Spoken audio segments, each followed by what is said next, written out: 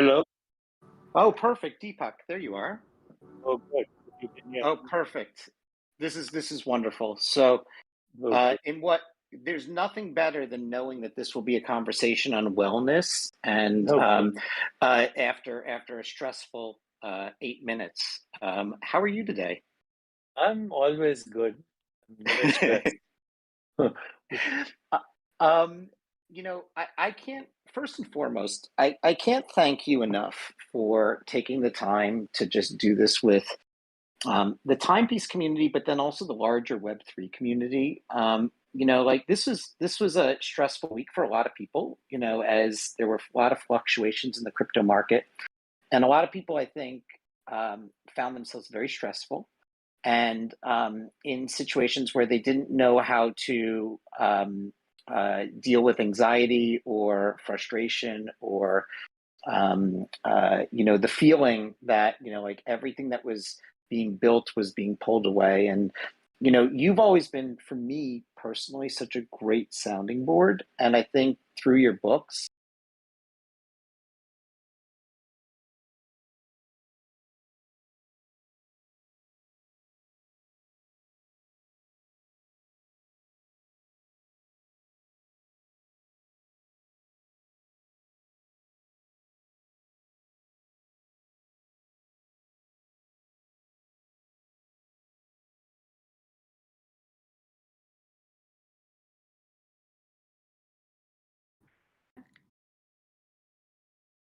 And can you hear me, Deepak?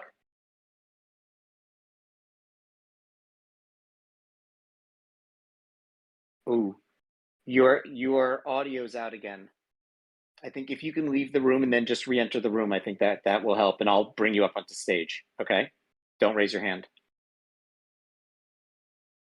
Hi, everybody. It's Timo. Hi, can you hear me? Yep, there we Yes, go, yes. Deepak. Oh, perfect. Thank you. I was going to say, Discord is having a few issues, it looks like, so hopefully that's the last of the issues here, but I'm keeping tabs on Okay, it. So. can you hear me now? Yep. Can Yes, you hear this me is now? perfect. This is perfect. Okay. This is perfect. So, I guess Deepak, like my question is like how like advice for this group, and like how do you look at the bigger picture in moments like this where like it feels like everything that's been building slowly gets pulled back, right? And I think that you always give the best advice, and so I just want to turn it over to you for discussion on wellness and meditation. Okay, so Keith, stress has become the number one pandemic of our time. It's not COVID-19, it's stress. And if you look at stress research and how it's defined, stress is defined as the perception of threat, whether that threat is physical threat, emotional threat, or financial threat, or in any case, it is something that is causing fear in you. And what that does is it creates sympathetic overdrive, which means that the autonomic nervous system of our body, which is responsible for what is called fight or flight or reactive responses, which are very important for our safety, they get activated. These responses have been built into our nervous system over eons of time. Long time ago, when we were part of the jungle and a saber-toothed tiger wanted to have us for breakfast or lunch, then this was a good response, the fight or flight response. But today, it is basically triggered by everything, whether it's the stock market, what's happening in the crypto world, just the anxiety that comes from what can go wrong. So I think of stress as the worst use of imagination. It's the worst use of imagination because it's all about the future, anticipating the future, or about regretting the past. Therefore, it's bad use of imagination. The best use of imagination is creativity. So anytime there is what is called human suffering or people experience suffering, they're resisting what I call existence. They're resisting what is happening by imagining what could go wrong or regretting what they did in the past. In the very present moment, there is no stress. If I asked you exactly right now, what is wrong with this moment? The answer is nothing. So, in order to manage stress, there's another part of our nervous system, autonomic nervous system, which is called the reset system. It's the parasympathetic system. And that parasympathetic nervous system, there's a very important nerve called the vagus nerve. It goes from, it's the 10th cranial nerve. It goes from our brain, midbrain, and it influences our facial expressions when it interacts with the facial nerve. Are you happy? Are you sad? There are 43 facial muscles that express over 100 emotions. So you can make that out by looking at somebody's face, their eye movements, their body language, their tone of voice. The vagus nerve influences tone of voice. It also influences what we call heart rate variability, which is the best sign of health. The more larger your heart rate variability, the more relaxed you are. If your heart rate is fixed, then you're not relaxed. Then the vagus nerve influences everything from the gut microbiome to all the what you call self-regulation and all the organs of the body. As we watched this pandemic, this COVID-19 pandemic, it became very clear that scientists were not looking at the sympathetic, they were only looking at the sympathetic nervous system, but not at the parasympathetic nervous system, which is the healing system, responsible for self-regulation and integration of body, mind, and spirit. So now scientists have become very interested in what is called the polyvagal theory, things like singing, chanting, deep breathing, breathing techniques, meditation, movement in certain ways that activate the vagus nerve, including yoga, martial arts, Tai Chi, Qigong, all stimulate the vagus nerve. Mindfulness practices, but also social interaction in the direction of love, empathy, joy, equanimity. All these stimulate the vagus nerve. And when you stimulate the vagus nerve, inflammation goes down. As we were looking at, again, the pandemic, the people who were getting sick had inflammation. They also had depression. They also had severe anxiety. So young people are getting what are called cytokine storms. And the older people who are already susceptible to other diseases also get inflammation. In fact, the common factor in everyone who is getting morbidity and mortality is from sympathetic overdrive. So when we look at well-being, Keith, we look at many areas: career well-being, purpose-driven well-being, social well-being, emotional well-being, physical well-being, financial well-being, community well-being. If I asked you a very simple question right now on a scale of 1 to 10, how do you feel? And so 8, 9, and 10, you would be thriving if you answered that question just intuitively. So, how's life, Keith? And you said, it's brilliant. I'm really feeling happy. I say, on a scale of 1 to 10, how do you feel? And you say 8, 9, 10, you're thriving. Your future is very good.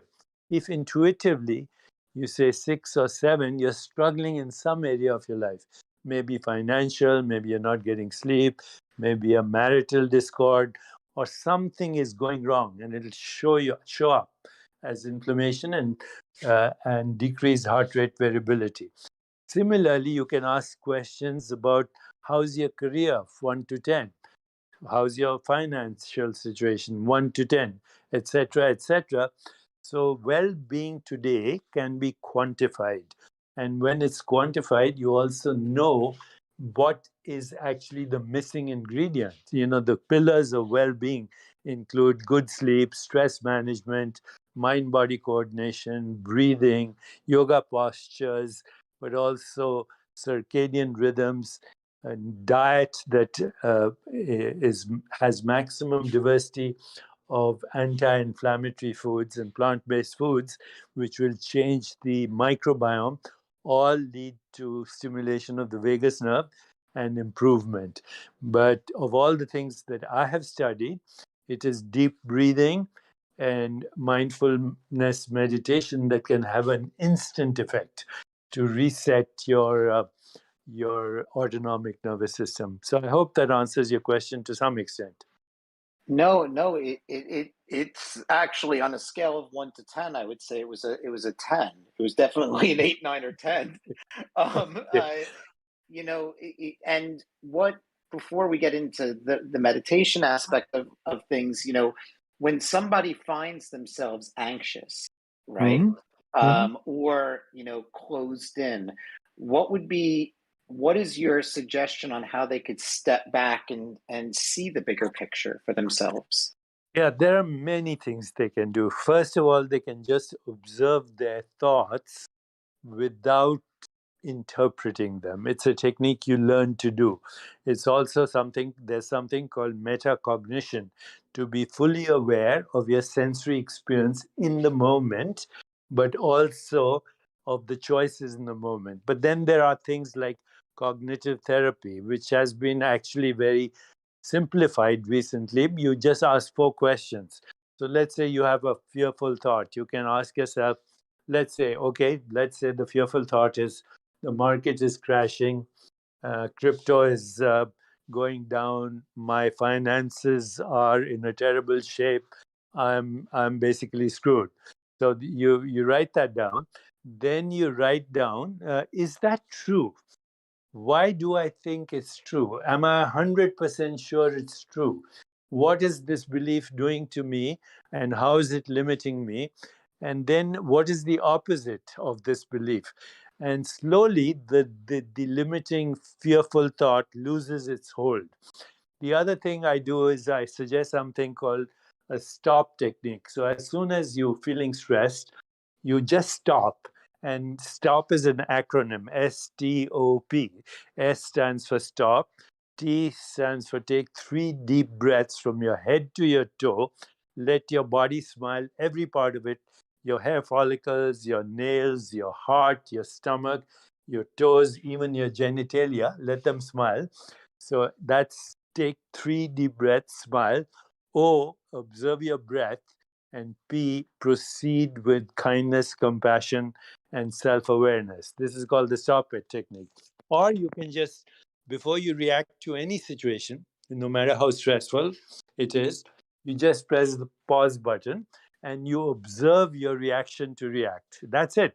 That creates, so you stop being what is called a biological robot that's constantly being triggered by people and circumstance into predictable outcomes. This is what society has become in our digital age. We are biological robots as if we are walking algorithms.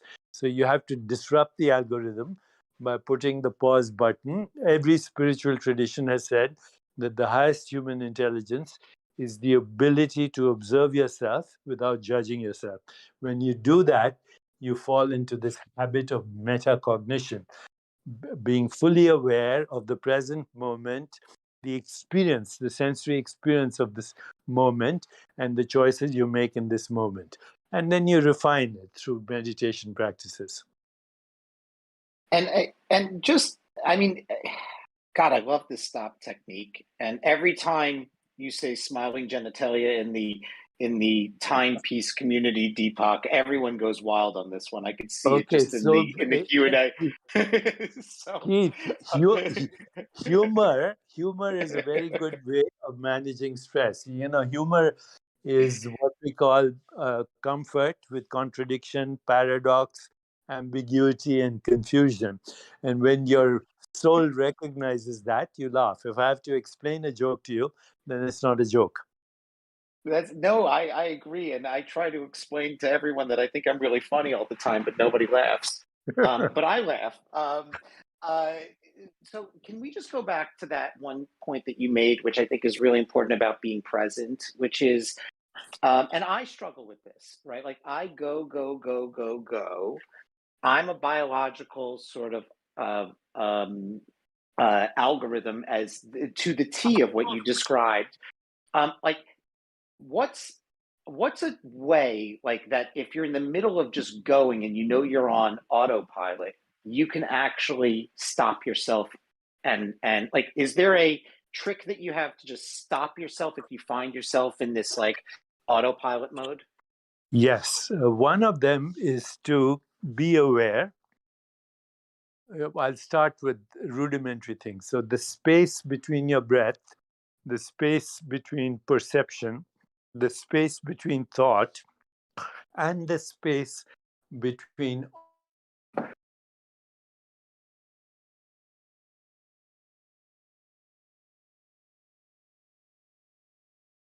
and as so if I ask you right now, look around wherever you are right now, can you tell me what you're aware of wherever you are? Yeah, What, because you look asked me around you. to. What are you seeing? I'm seeing my room that I'm in, my home office. So I'm seeing my computer screen.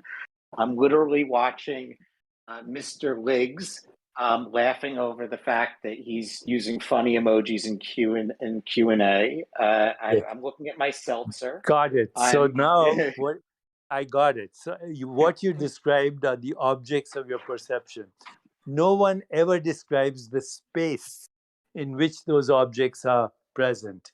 So, the objects, every perception is subject to change, but the space is silent. It's the eternal witness of all that was, all that is, all that will ever be.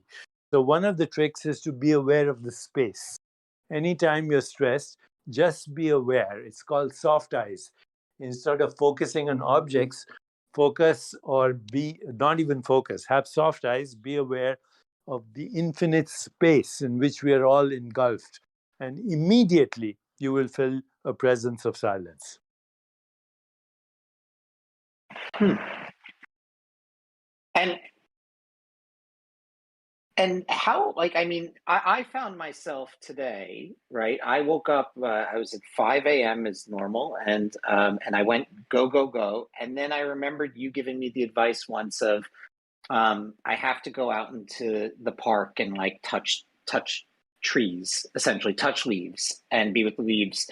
Like, and it actually, and I did that, and it helped tremendously. And I did a few of my meetings while walking and talking. For everyone that's like experiencing anxiety right now and is stepping back and is sort of like aware of their surroundings, but is inside, like, how do you get them to break habit? Like, what would be your advice on breaking habit? So, what you just mentioned is very interesting. Going to the park, if you touch a tree or you walk barefoot on the ground, not on cement, barefoot either on sand or a beach or grass or the earth, the earth is a battery, so is your body a battery. And so, as the earth spins on its own axis, there's something called circadian rhythms. Anyone who's experienced jet lag has a disruption of circadian rhythms. But there are seasonal rhythms, and there are lunar rhythms, and there are gravitational rhythms, which are all connected to what we call circadian rhythms. So even 15 minutes barefoot on the ground is called grounding or resetting your circadian rhythms, or hugging a tree really with your bare hands or touching it for 15 minutes. The negative ions from the earth will come into your body, neutralize the free radicals that build up as a result of stress. And within 15 minutes, you will feel whole. You'll feel better because your biological rhythms are balancing themselves out. See, in primitive times, when there were no light bulbs and things like that, people had perfect biological rhythms because their body was tuned into cosmic cycles. The reason we call the universe, it's one song. So it's a symphony, and our biological rhythms are part of the symphony, and we dance to it even though we can't hear the tune. But when you walk barefoot, or when you're in nature, or you're forest bathing, or you're touching a tree, that's a very effective way to immediately reset your biological rhythms and decrease inflammation and get less stressed. And just a question from the crowd. Mr. Liggs had a question of like, how much does sleep affect mental health, and how many hours per night do you suggest minimum? Okay, the data on sleep is now coming out. So everybody agrees that a minimum of 7 hours, an ideal of 8 hours, with 90 minutes of dream sleep and 90 minutes of deep sleep during a night is ideal.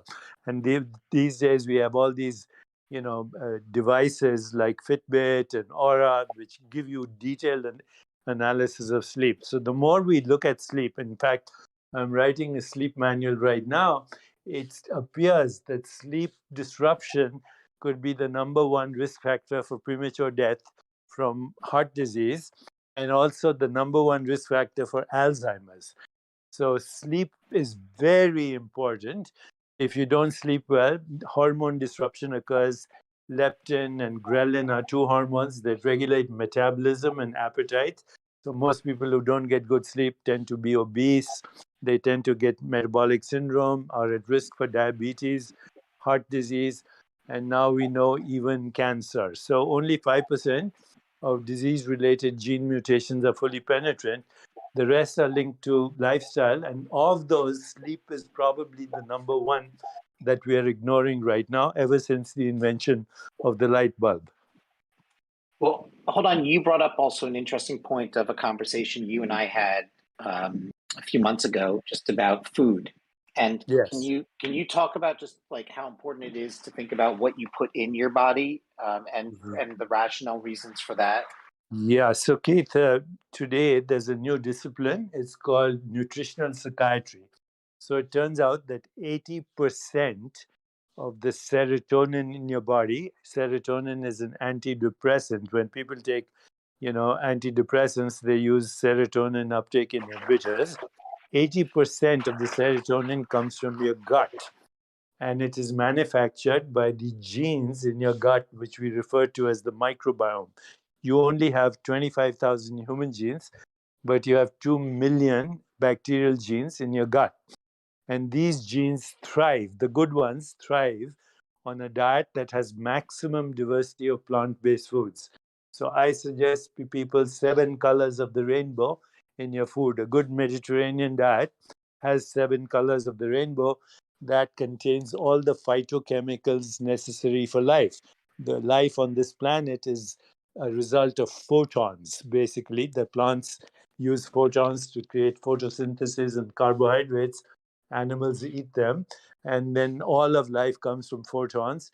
Phytochemicals are present in food that has 7 colors and 6 tastes: sweet, sour, salt, bitter, pungent, astringent. This kind of diet, maximum diversity of plant-based foods. And if you eat meat, it should be farm to table, not factory produced, because factory produced meat has antibiotics and hormones and steroids and chemicals.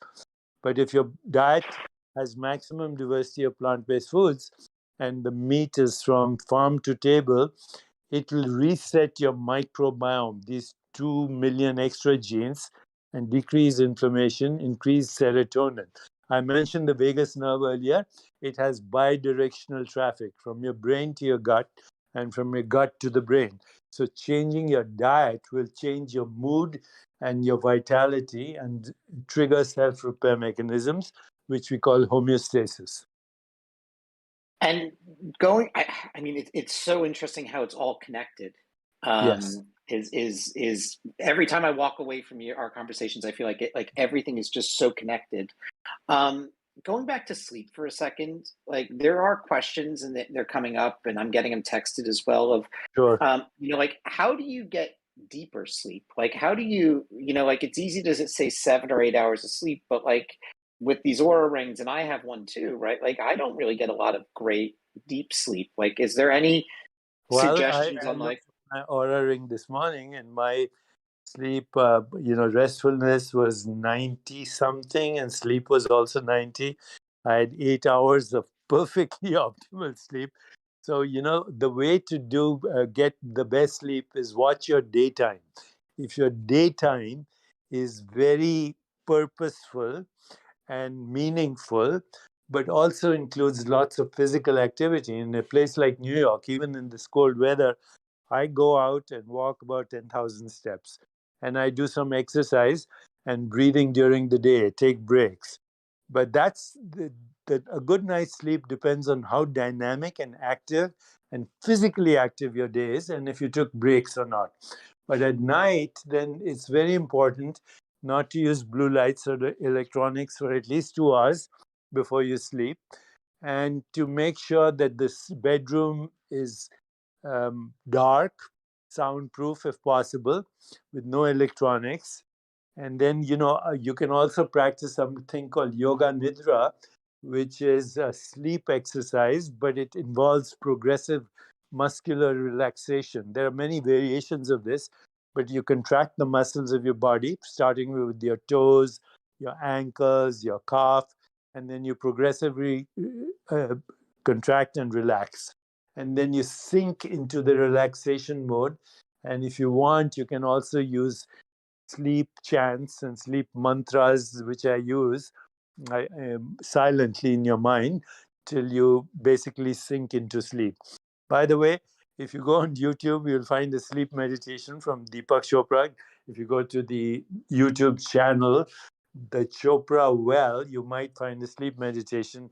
And millions of people are using that for going to sleep at night. So it must be working. Wait a minute. I have a question from Big Smooth. Just want to know, is there anything that can be done to help stimulate the vagus nerve? Yes. So chanting, singing, ballet, mind-body coordination, yoga, tai chi, qigong, deep breathing, emotional resilience, diet, all stimulate the vagus nerve. And I would suggest that anyone really interested in this, just go to Google and type out the word polyvagal theory, and you'll see all the ways to stimulate the vagus nerve. Amazing. And is there do you mind just, and a few people are asking this question, and I'm getting this as well, about talking a little bit more about the brain gut connection that you had mentioned? Yes. Could you dive just a little deeper into that? Okay, the history of all this vagal and brain gut connection began a few years ago when the FDA approved vagal stimulation through a magnetic or electrical device for people who had intractable epilepsy.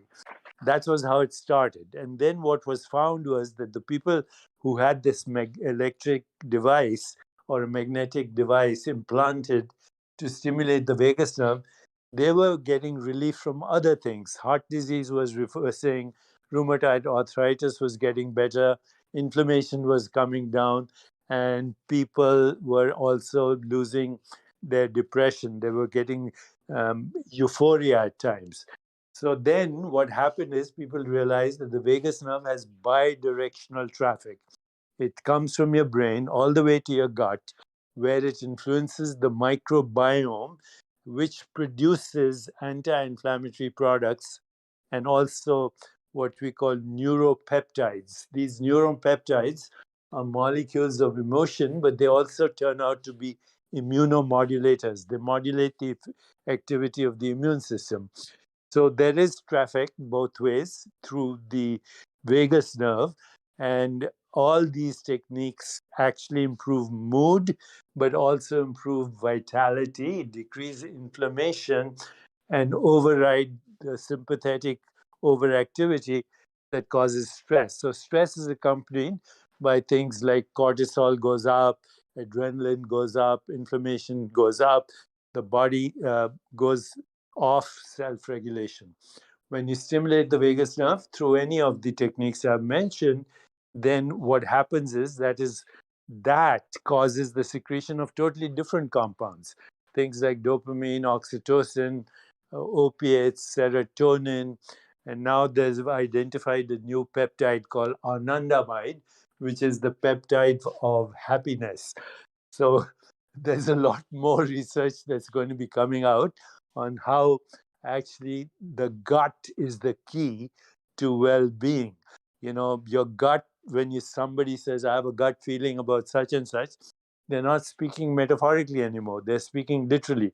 Your gut makes the same chemicals that your brain makes when you go into emotions. In fact, your gut sense is probably more reliable because gut cells haven't yet learned how to doubt their own thinking. Happy gut cells, happy Happy gut genitalia. cells. Right.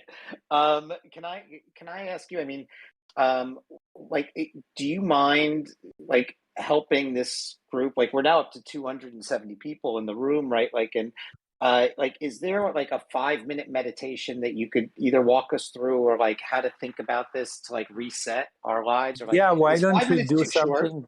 Yeah, why don't we do something very simple? And since we've been talking about vagal stimulation, let's do one breathing exercise that will immediately shift mood.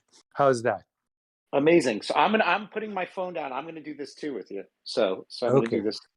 So, all my friends, wherever you are, sit quietly, plant your feet firmly on the ground, uncross your legs, keep your hands open in your lap, and close your eyes and observe your breath. Just observe your breath. Don't do anything manipulative with your breath right now. Just observe it as it goes in and as it goes out. Now, as you're observing your breath, it will start to slow down a little bit. But the normal breath rate in a person who's not stressed is about 14 per minute. Now, let's try and decrease it. Okay, so this is very interesting. As you inhale, count to 6. And then without pausing, exhale, but count to 12. 1, 2, 3, 4, 5, 6, 7, 8, 9, 10, 11, 12. Pause. Now stop your breath for another 12 seconds. 1, 2, 3, 4, 5, 6, 7, 8, 9, 10, 11, 12. And now breathe in. 1, 2, 3, 4, 5, 6. Breathe out. 1, 2, 3, 4, 5, 6, 7, 8, 9, 10, 11, 12. Pause. 1, 2, 3, 4, 5, 6, 7, 8, 9, 10, 11, 12. Okay, so if you do this kind of breathing, inhale 6, exhale 6, and pause. Exhale 12 and pause 12. Your breathing rate will be only 2 per minute. Normally, it is about 14. At this moment, your brain waves will be delta, which means you will have the metabolism of deep sleep while you're fully awake. Try this breathing. And if it is very difficult for you because you're not used to holding your breath for 12 seconds or exhaling, then just start with 4 inhales, 8 exhales, 8 seconds exhale, and pause again 8. Basically, the exhale and pause should be twice the inhale. So you do that for 1 or 2 minutes. Your brain waves will go to delta. This is well documented. Now, everyone who's there, please, let's assume you've done this for a minute or so. Now, take a deep breath, whatever it is. Take a deep breath and then exhale for as long as possible. Pause after you exhale. Now take a deep breath again. And as you exhale, direct your attention to your chest and emit this humming sound. Hum.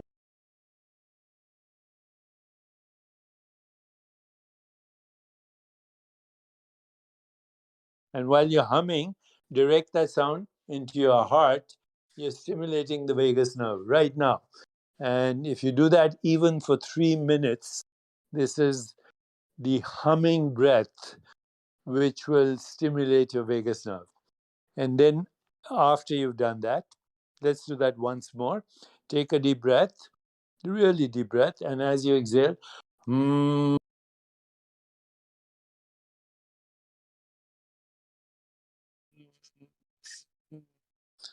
and now observe silence. Bring your awareness into your heart and just gently, without moving your lips or your tongue, implant your heart with the following 4 intentions. Let's start. joyful, energetic body. A few times mentally, put your attention in your heart and just mentally, without moving your lips and tongue, seed that intention. Joyful, energetic heart. Few times. And next, loving, compassionate heart. Few times.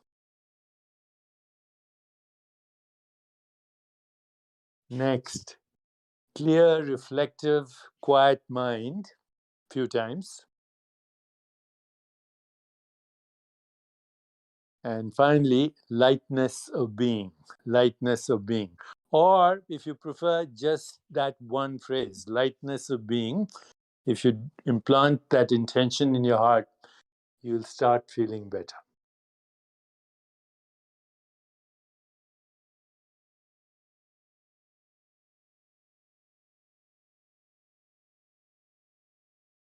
So you can open your eyes. One of the things I suggest, by the way, is what is called reframing. So anytime you feel there is suffering, reframe that as a challenge. Then reframe the challenge as an opportunity. Then reframe the opportunity as happiness. And then reframe the happiness as joy. And then reframe the joy as ecstasy and transcendence. You get into the habit of these little tricks. These are tips to basically override sympathetic activity and induce the rest and reset biological response. First off, thank you. That was amazing. And I think I speak on behalf of everyone, that was there, because I haven't seen a single comment in the Q&A. It was quiet it was the longest quiet I've ever seen in Q&A ever. And the only thing that's coming out now is thank you, thank you, thank you, and wows, and hugs. One question that did come up is there any differences from Crypto Sing? Is there any difference in right or left nasal breathing while doing breathing observation? Yes, there is. So, if you close your right nostril and breathe only through the left nostril, that stimulates your right brain. When you do the opposite, when you close the left nostril and breathe through the right nostril, that stimulates your left brain. And if you alternate right and left nostril breathing, you will reset this connection between right and left brain. So it's more integrated. As you know, the left brain is analytic and logical, and the right brain is emotional and holistic. So in order to integrate both brains, alternate nostril breathing, otherwise known as Nadi Shodhana, is very effective. And once again, you can go to YouTube or in the internet and you can see demonstrations of this breathing. God, I love that. And how many, if you were to alternate between left and right breathing, how many breaths would you say is the right amount to do? Well, actually, what you do is you put your ring finger on, say, your left nostril and your thumb on the right nostril. And then each breath you alternate. And even if you do that for 3 or 4 minutes, you will synchronize both brains. And I would suggest looking this up on YouTube. Just look up alternate nostril breathing, and you'll see very good demonstrations on the internet. Oh, I love this. So can I go back just to one thing? And then I have something that I just want to evolve the conversation to as well. But in reframing, like you walked everyone through sort of like at the highest level, let's reframe. If we were to take this week, right, and just do this as like a real life reframe, my view is you step back and, crypto's volatile. But that everything that's been built up to this moment in time, right, in Web3 cannot just disappear. It's irrational to say it will disappear on 1 week's move, right? And you see it in the I mean, so how do you reframe? how do you help people reframe perspective? Okay. So, there's there are some studies on what we call the social science of happiness. And I'm just going to share with you what that is. So, if you think of happiness, the happiness formula, it is as follows. H is equal to S plus C plus V. So H stands for happiness. S stands for set point in the brain. Are you looking at the world as a problem, or are you looking at the world as an opportunity? So the set point determines 50% of your experience. Now, wisdom traditions say that every adversity, no matter what it is, has the seed of an opportunity in disguise. So even during the pandemic, I asked myself, what is the opportunity for myself? And I ended up writing 2 books. I ended up reinventing my body and resurrecting my soul. And I just asked the question. So every time there's an adversity, like right now, and there were many other people who asked that question. They created vaccines, there were new discoveries. The vaccines are not only amazing in the intelligent way that they were created, but this mRNA technology is going to lead to vaccines for cancer and other diseases as well. So new technologies came. We started using Zoom and other forms of technology that we weren't using before. And a lot of people created huge businesses as a result of even the pandemic. So when you reframe even the crypto world right now, you should ask, what is the opportunity? And you will find the opportunity. It could be just wait. It could be just buy some more. It could be see what happens. But whatever goes down goes up. It's just the law of nature. You just have to be patient. So that's number one part of the happiness formula. The second part is conditions of living, which means how much money do you earn? And it turns out that only adds about 10% to your daily happiness quotient. The last part of the formula, H is equal to S plus C plus V, is the voluntary choices we make every day. Some are for personal pleasure and personal gratification, going out, entertainment, food, sex, alcohol, etc. Those also make you happy, but only for a short period of time. The choices that make you happy really are called choices that bring you fulfillment. That's when you find meaning and purpose in your life. But most importantly, how do you make other people happy? Give them attention, affection, appreciation, acceptance. This is the fastest way to make other people happy. And honestly, Keith, this is why we started Save Our Love, in order to make people happy, link them to causes, and create NFTs that bring joy, but also serve a social cause. So I I I love, first off, thank you. And thank you for just like what I would say is an absolutely inspirational and amazing 50 minutes so far. If Punash is in the audience, can he raise his hand? Like, I'd love to just talk about this for 1 second, because I think that this is really, really interesting, which is, for a good, Punash, how are you? It's so good to have you here. Can we hear you? You there? I Hello, think we lost you. There he is. I see him. I can't hear him. Can you hear him? I don't hear him. Okay, I don't either. Punasha, if you can leave the room and then come back in and raise your hand, like I'll bring you back in.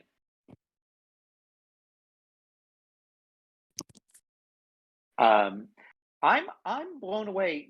Like Deepak, you jumped into. I think that like the fact that you're in the NFT space caught a lot of people off guard.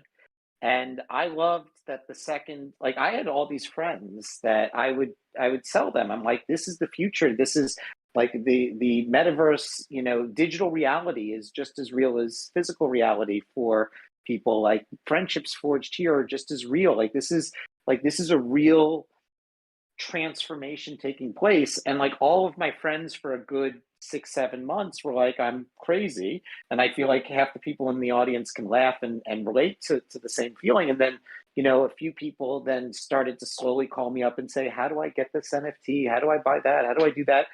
And you and I sit down and have lunch, and I'm talking to you about what we're doing at Time, and you're like, I love this space. I love, the metaverse. I love what this presents. Like, what attracted you to this? And I love with Save a Love, and I'm going to push Punasha down and hopefully bring him back up so that way he could speak. But it's like, Sure. what do you want to ultimately accomplish with you and this space and what you see here? Because I think I Yeah. love other people seeing people like you loving the space too.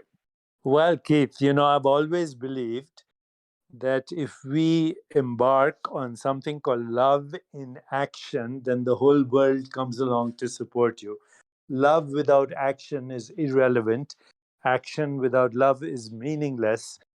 But when love and action come together, not only does the whole world support you, but you feel happier and joyful. And ultimately, the only measure of success, in my view, is joy. If you don't have joy, what's the point of crypto, of anything? So the metaverse is an opportunity for me to express love in action and create a global community of love in action. And when you say joy, do you mean like, I mean, we did, for those who are not aware, like we hosted Amelia Clark Yes. with Deepak and Punasha a few weeks ago. And I mean, it feels like it was 6 months ago, but like ultimately that was using a new form of technology to do good in the world. Like, is that like ultimately the vision of Save a Love in your That is mind? our next NFT launch, which launches actually on the 26th, which is India's Republic Day. We are championing the art of somebody called Hemant Vyas. He's a very interesting, very contemporary, modern Indian artist. And then we are linking that with our service to children in Nepal for education. So there are many organizations involved, and they're all coming together really to bring education to these children. So our NFT launch is about that, and we're starting imminently. And Punacha has, of course, many more details of it.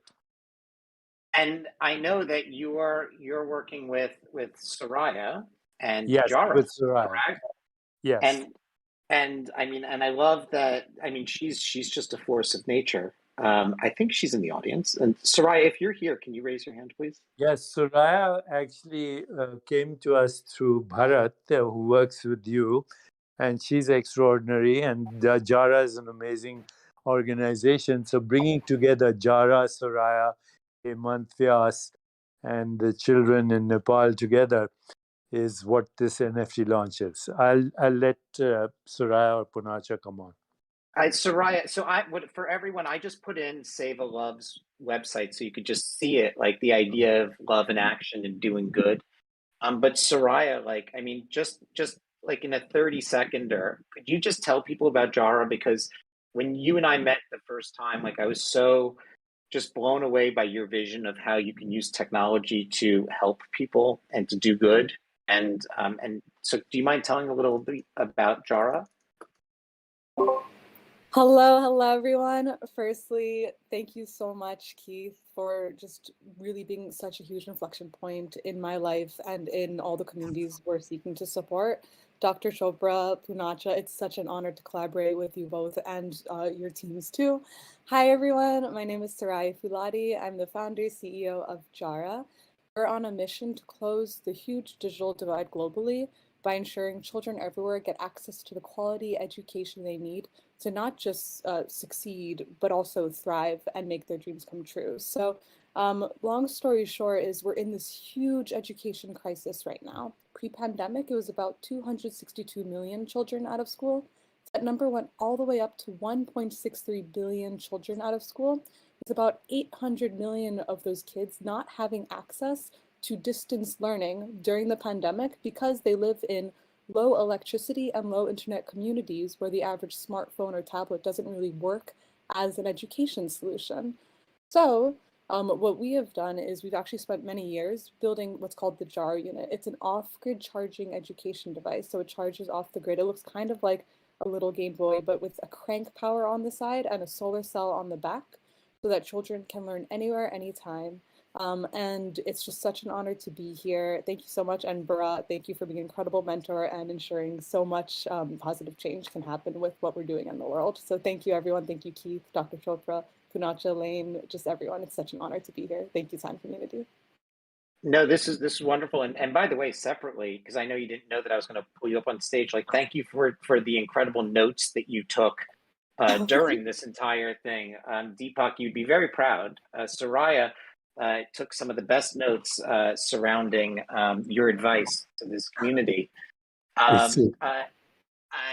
So for everyone, I put in the Q&A, I put in Sevalov's website and their domain so you could see it. I put in Jara's website and domain so you could see it. Deepak, I can't thank you enough for your time today. I promised you, it would only be 1 hour. We're at 59.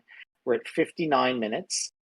Thank you so much, Punasha. I can't find you in the audience, but I thank you for posting a Natura.Seva.Love's link as well. And so Deepak, we're going to end this now, but before we go, Lane, do you want to give any special final parting words on POAPs or anything? Oh, yes. First, I just wanted to thank Deepak so much for being here. I think this was such a needed session, and we loved hearing about everything that you're doing at Sevalove. And I think, I'm speaking for everyone when I say thank you, thank you, thank you. I'm definitely feeling a lot more centered after this conversation. So appreciated. Thank you, Lynn. Thank you. Keith, you're a great friend. Thank you for being the primal example of love in action. Thank you. I mean, I will tell you, this week was tough for even me, and like you've always been such an amazing support structure for me. And like when I knew that I was frustrated at times, and I felt that I could, by extension, share you, so to speak, with the community and with Web3 in general. Like thank you so much, Deepak. You have no idea how much it's appreciated. Always a joy to be of service. Always. Thank you. Lane, did we say POAPs or did we not say POAPs? I can't even remember anymore. I'm so relaxed at this point. Okay. We did say POAP.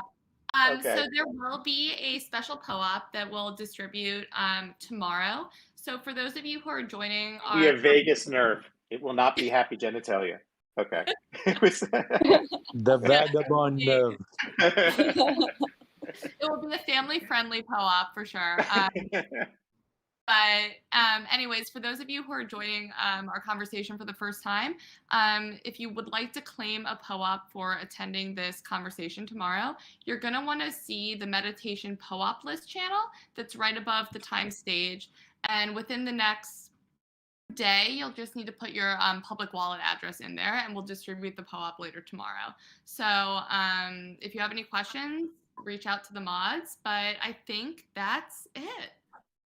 Wonderful. On that note, I'm going to close this room after I just say this brief. Deepak, one more time, thank you so much. Soraya, thank you so much. Punasha, thank you so much. The room is going